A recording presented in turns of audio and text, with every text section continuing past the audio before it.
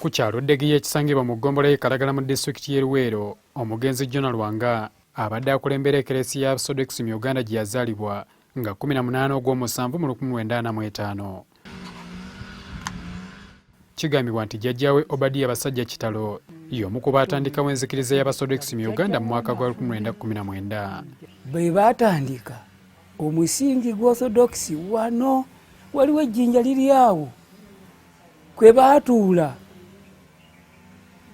ne bava mu Anglican Church ne bayingira Orthodox Church. Jonah Lwanga yasomerako ku Nnyimbo Primary School mu Luweero gye yava okudda e Namuŋŋoona nga bazadde be basengukidde mu kibuga, era alina abaana bangi bayambyeko okumaliriza emisomo gyabwe mu kitundu ky'e Luweero okusingira ddala ku kyalo kwazaalibwa. Asomera kuno essomero lyali awo wammanga awo nga kyaki eri.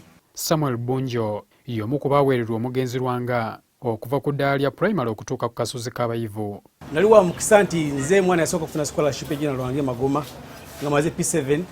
Nafuna omukisa nantwale Namuŋŋoona n'ensoma okuva senior 1 paka senior 6 ate ne ku university nampeera. Sa mawulire ge gankubye wala ng'omuntu ate era gankubye wala ku ggwanga. Essomero lya Bishop Nankyama erisangibwa e Ddegeya nga lino lyabbulwa mu gwe yaddira Mbigere Theodorus Nankyama eyasooka okubeera ssaabalabirizi w'ekkanisa y'Abasaddukisi mu Uganda nti yakola kyamaanyi nnyo okulikulaakulanya nga kw'otadde okuzimba eklesiya eziwerako. Bishop Yona bingi nnyo byakoze mu kitundu kino. Abadde mpagiruwaga nnyo mu kuwanira essomero lya Bishop Nankyama, naye ng'ate tuyita mu ye. Essomero lyazimbwa ku ye, tewali ssente sobola kuva bweru nga teyise mu ye. Liriko n'essomero eddala lyazaala akulaakulanyiza eruddawe Wakiso tusikaye parish emu bagiyita Kabonge, eyo nayo yagizimbye n'essomero ddungi nnyo.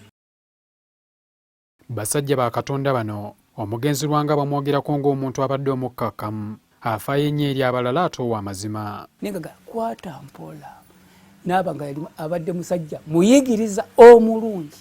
Wadde abadde akuliridde mu myaka naye nga byakola bikyategeerekeka, ate abadde omuntu omwesimbu era ng'anoonya abantu abeesimbu. Bagamba nti tebamanyi bwe bagenda kusigala kubanga ebyensasula gyabwe bwe byagootaana. Omugenzi abadde ng'afaayo okulaba ng'abaweereza baakulembera babeera bulungi nti ne mu kiseera ky'omuggalo yabafaako nnyo.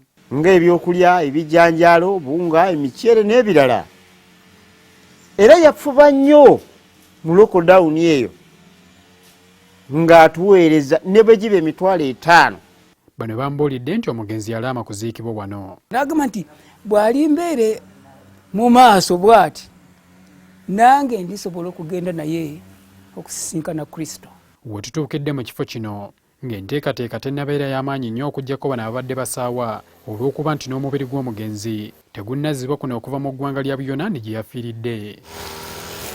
Mu kifo kino we tuyimiridde we wagenda okugalamizibwa omubiri gw'omugenzi Jonah Lwanga abadde akulembera enzikiriza y'Abasaddukisi mu Uganda, era nga mu kifo kye kimu mwe mwagalamizibwa nnyina omugenzi Kezia Nabitaka. Habat Kamoga, NTV Akawungeezi.